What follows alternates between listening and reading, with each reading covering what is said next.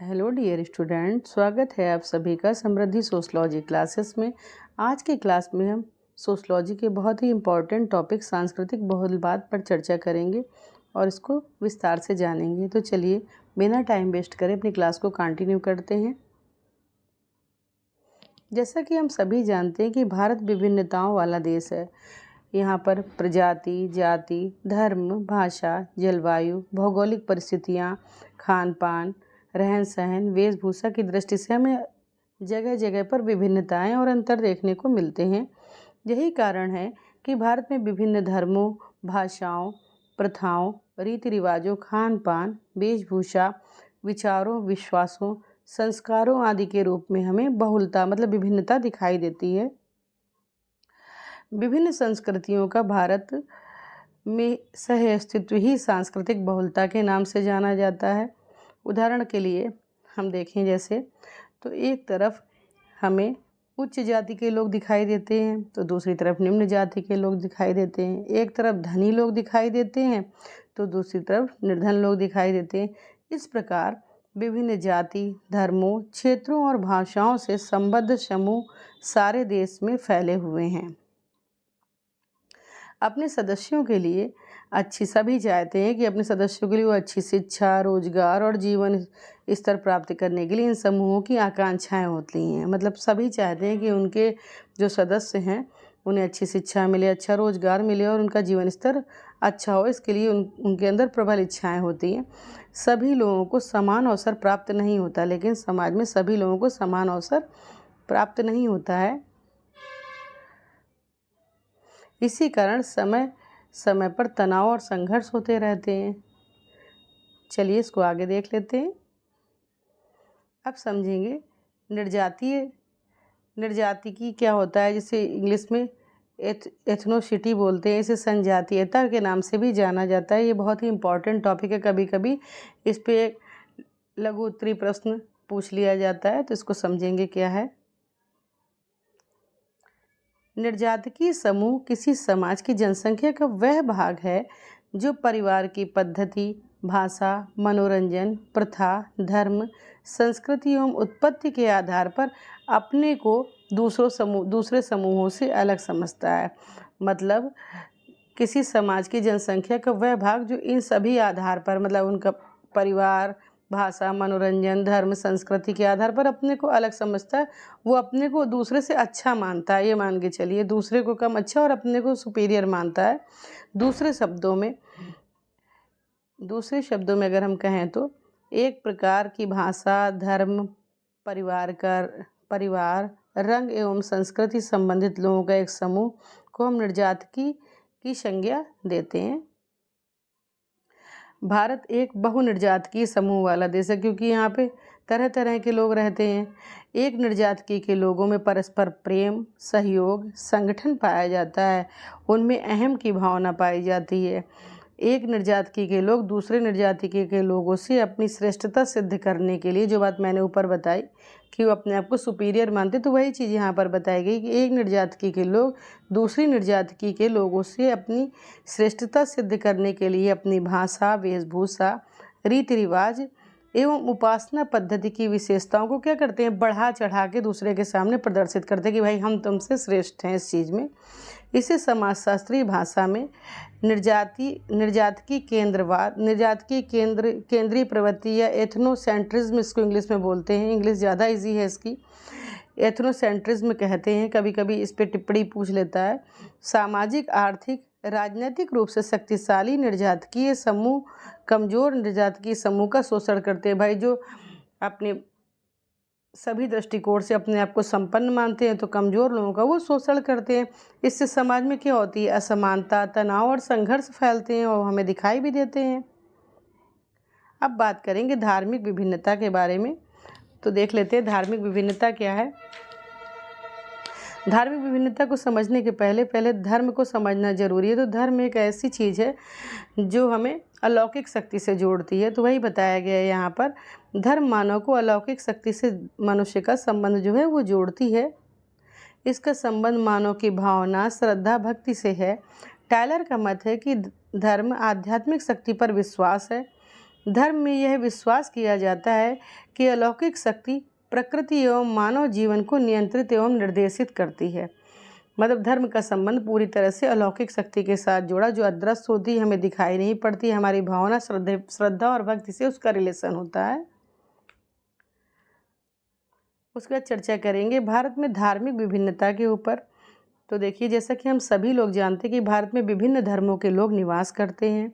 यहाँ पर 6 मुख्य धर्मों को प्रधानता दी गई है: हिंदू, मुस्लिम, ईसाई, सिख, बौद्ध और जैन। ये यहाँ के प्रमुख धर्म हैं। इसके अतिरिक्त यहाँ पर पारसी, यहूदी एवं जनजातीय धर्मों को मानने वाले लोग भी रहते हैं।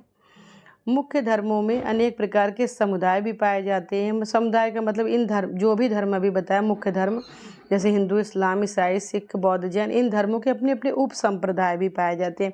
जैसे आप हिंदू धर्म को ही ले लीजिए तो इसमें शैव संप्रदाय के लोग, वैष्णव संप्रदाय के लोग, शाक्त संप्रदाय के लोग, ब्रह्म समाज, आर्य समाज के लोग रहते हैं। उसके बाद मुस्लिम धर्म की बात करें अगर हम, इस्लाम धर्म की, तो उसमें शिया और सुन्नी संप्रदाय के लोग होते हैं।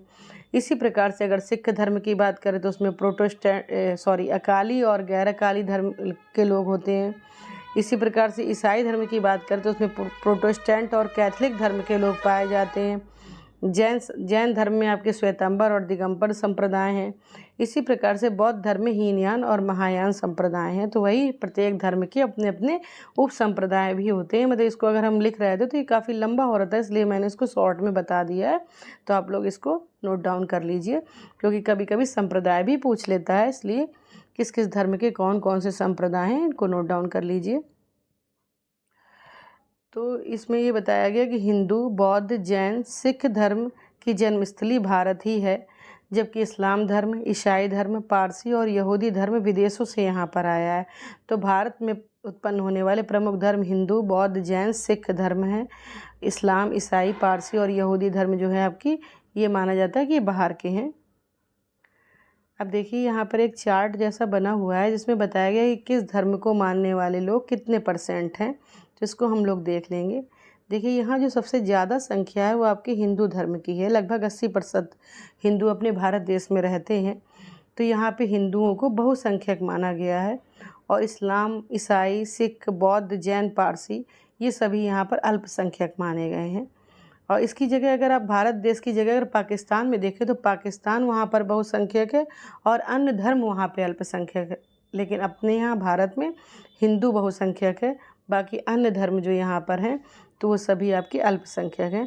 तो इस चार्ट को देख लीजिए। हिंदू यहाँ पे 79.8, इस्लाम का भी दिया हुआ है, ईसाई, सिख, बौद्ध, जैन और पारसी तथा अन्य धर्म के इतने लोग यहाँ पर निवास करते हैं, जिसमें सबसे ज़्यादा जो है आपका हिंदू धर्म है।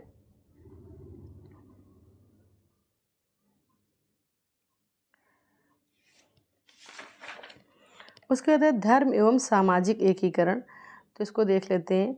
विभिन्न धर्मों के लोग त्यौहार, उत्सव, जन्म, मृत्यु तथा विवाह आदि के अवसरों पर भी एक दूसरे के साथ क्रियाशील पाए गए हैं। मतलब चाहे वो जिस धर्म के हों, अगर किसी भी धर्म का, जैसे मान लीजिए हिंदू धर्म के लोग हैं, मुसलमानों के त्योहारों में, ईसाई के त्योहारों में सब लोग एक दूसरे के गले मिलते हैं, सब लोग एक दूसरे को बधाइयाँ देते हैं। तो ये सब चीज़ें, ये सब है इसमें। जैसे दीपावली का त्यौहार है, दशहरा, होली, ईद, क्रिसमस एवं अन्य त्यौहार जैसे नव वर्ष के अवसर पर हिंदू, मुसलमान, सिख एवं ईसाई एक दूसरे के गले मिलते हैं, एक दूसरे का अभिवादन करते हैं तथा शुभकामनाओं के कार्ड देते हैं। आजकल तो सोशल मीडिया का ज़माना है, तो सभी लोग एक दूसरे को मैसेज भेजते हैं। इससे स्पष्ट होता है कि भारत में धार्मिक विभिन्नता के बावजूद भी सामाजिक एकीकरण में योग दिया गया है। मतलब भारत में धार्मिक विभिन्नता है, उसके बाद भी यहाँ पर कहीं ना कहीं एकता देखने को मिलती है। किंतु इसका दूसरा पक्ष भी है कि भारत में धर्म ने विघटनकारी भूमिका भी अदा की है। धर्म को लेकर भारत के विभिन्न भागों में कभी कभी दंगे भी उमड़ आते हैं। जैसे अहमदाबाद, दिल्ली, अलीगढ़, मेरठ, उदयपुर, रांची, बिहार शरीफ आदि में दंगे हुए हैं। तो इस वजह से ये कहा गया कि अगर किसी चीज़ का सकारात्मक पक्ष है भाई, तो उसका नकारात्मक पक्ष भी है। तो सकारात्मक पक्ष ये है कि सभी लोग एक दूसरे के साथ सेलिब्रेट करते हैं, और नकारात्मक पक्ष ये है कि कभी कभी विवाद उत्पन्न हो जाते हैं और दंगे का रूप ले लेते हैं।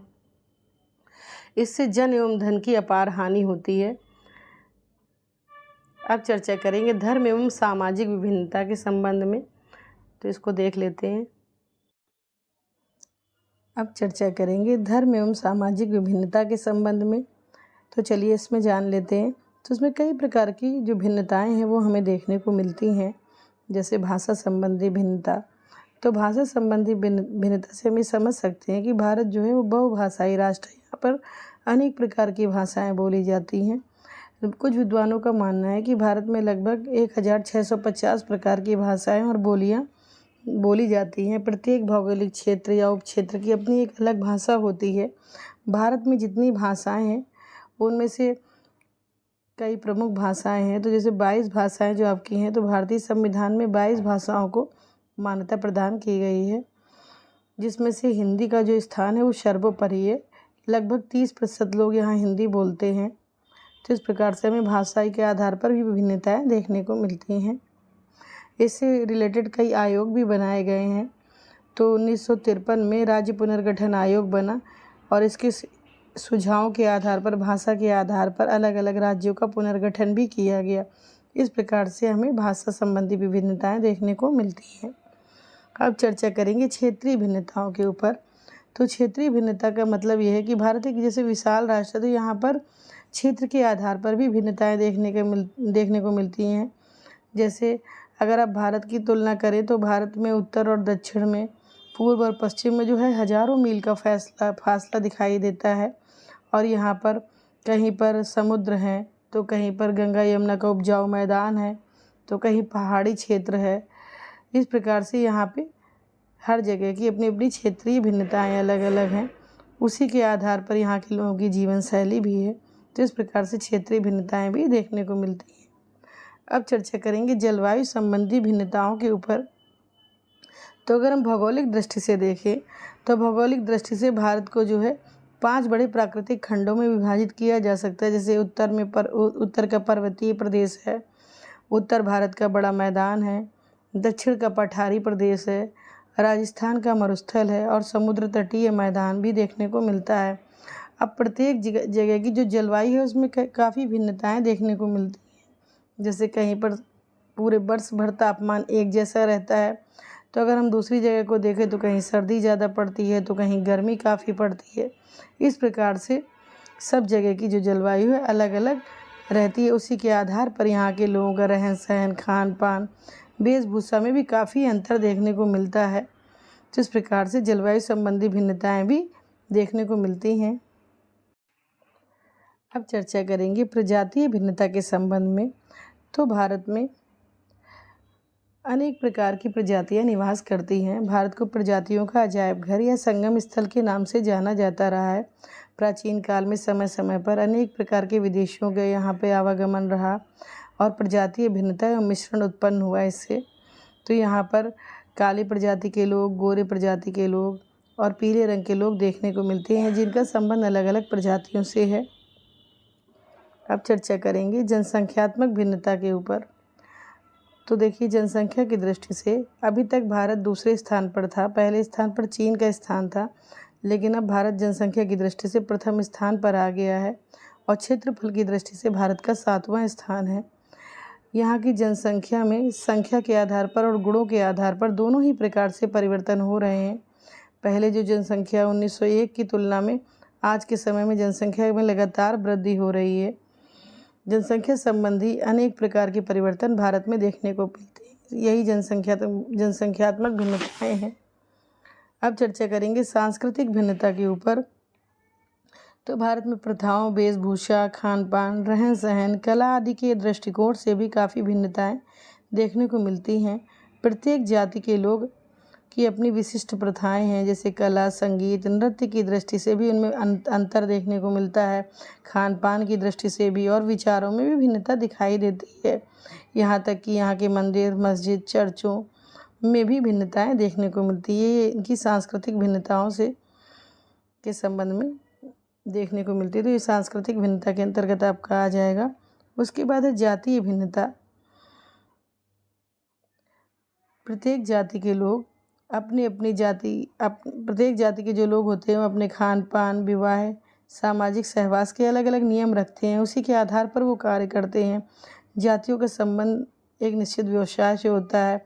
जैसे ऐसा माना जाता था कि ब्राह्मणों का व्यवसाय अलग होता है, क्षत्रियों का अलग होता है, वैश्य का अलग और शूद्र का व्यवसाय इन तीनों वर्णों की सेवा करना होता है। इसी प्रकार से प्रत्येक जाति व्यवसाय के आधार पर भी अलग अलग अंतर देखने को मिलते हैं और विभिन्न जातियों के बीच ऊंच नीच का एक संतरण पाया जाता है, जिसके आधार पर उनमें छुआछूत की भावना देखने को मिलती है।